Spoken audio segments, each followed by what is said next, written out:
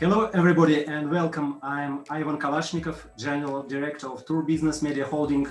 We are a global media partner of WTM more than 20 years. And today I am very excited to be joined by winner to formally present them with the World Travel Leaders Award and to hear more about the reasons for this recognition. So without further, I'd like to welcome winner, Demlink company from Moscow, Russia, and the General Director, Oleg Beglarov. Thank you, Ivan. It's a pleasure to be here. Oleg, congratulations from us on winning the World Travel Leaders Award, and we'd like to hear more about the reasons for this award and the challenging facing the travel and tourism industry in Russia. As I know, your company has been successfully operating in Russian MICE and business travel market more than 30 years, and please introduce the main areas of your business. That's correct. Demlink was founded in 1992 and initially operated just as a DMC based in Moscow. And today we're one of corporate travel and MICE leaders in the Russian market. These two business segments remain the pillars of our company, which allow us to invest and to expand into various online services. We also have a number of wholly owned subsidiaries that service particular markets and offer specialized services. I'm proud to add that our team has grown to over 250 employees over these years. 30 years of successful business in a rapidly changing Russian MICE market, it's really impressive. And what were the main challenges you faced at the height of the pandemic? Well, the pandemic hit Russia a few weeks after Italy, which gave us a bit of time to plan and to prepare for the worst.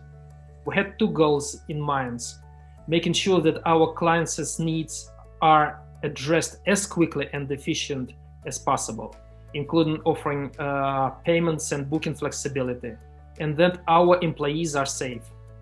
We prepared a contingency plan in case the business is shut down, including giving employees ability to work from home and negotiated extended terms with our vendors and suppliers.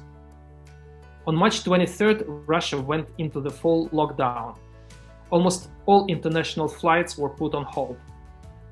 Most domestic flights were suspended, and many regions implemented 14 days quarantine upon arrival. And the worst part was that we had no idea how long it was going to last. We rationalized expenses, including senior management and owner compensation, as much as possible to assure the survival of the company, with the goal of keeping as many employees on payroll as possible. Like you are true, unexpected crisis times have become a test for everyone. And was there one initiative of which you are especially proud? We're very happy that we moved our operations online long before the pandemic started. We developed our own first online self-booking tool about 5 years ago, and we started to stream video conferences and events for our clients years ago. At that moment, we had a small fraction of our business, but now it's booming. And this expertise helps us navigate the pandemic reasonably well. Mm-hmm. And how do you plan to rebuild and recover? Where are you innovating? We don't know when the pandemic will end. And at the moment, we are focusing on domestic travel and digital products. We have a highly professional team with a wide scope of innovative tools and services that we offer our clients. Most significantly, we are seeking to understand what the industry will look like when the world goes back to normality. Whatever that may be, it's critical to be a few steps ahead. And how has the business changed since the pandemic brought business travel to your house? Has the business changed forever as a result? Many experts say so. As many other industries, the gradual shift to consumption of products and services via digital platforms was greatly accelerated by the pandemic.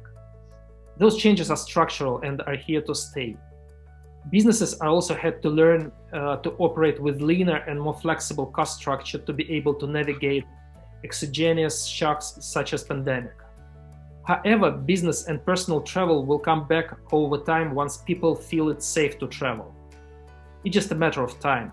We regularly hear from our clients how tired they are of video conferencing and how much they miss human interaction.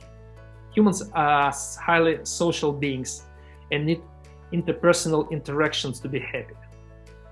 Also, the only strongest and most flexible players in the industry will survive, which would impact competitive dynamics going forward. Okay, and on your opinion, does domestic leisure travel have the potential to compensate for the lack of international business travel? Or it's unreal? Domestic leisure travel has huge potential. Russia is a phenomenal country with fantastic nature, very rich historical heritage, and amazingly friendly people. It is also largely underdeveloped outside the main handful of cities. There is a ton of growth potential left in the rest of the country. The government nowadays invests heavily in infrastructure. They're building new airports and new high-speed railroads, while significantly easing visa regulations. Obviously, within the next few years, Russia will be a hotspot for foreign travelers.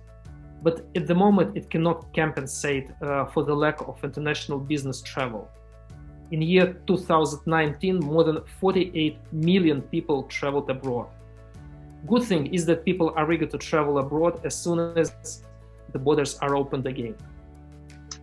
Yes, you are true. Many experts note that it's domestic tourism that will become the main driver of market growth in the next years. It's true. And how is 2021 looking in terms of intent and bookings, your forecast? It's a very difficult and painful question. We could only guess at this point. If we assume that the vaccine is widely available and the pandemic is starting to be brought under control by the end of the winter, we do hope that in spring travel will start to slowly take off. People are thirsty for excitement and new experience. They can't wait to travel again. Mass market is very likely to take off. We have a steady stream of requests for quotes for spring and summer. Unfortunately, many major winter and spring 2021 exhibitions and shows were postponed a year 2022. We had a large chunk of our business as exhibitions travel partners. This side of business will be on hold until 2022.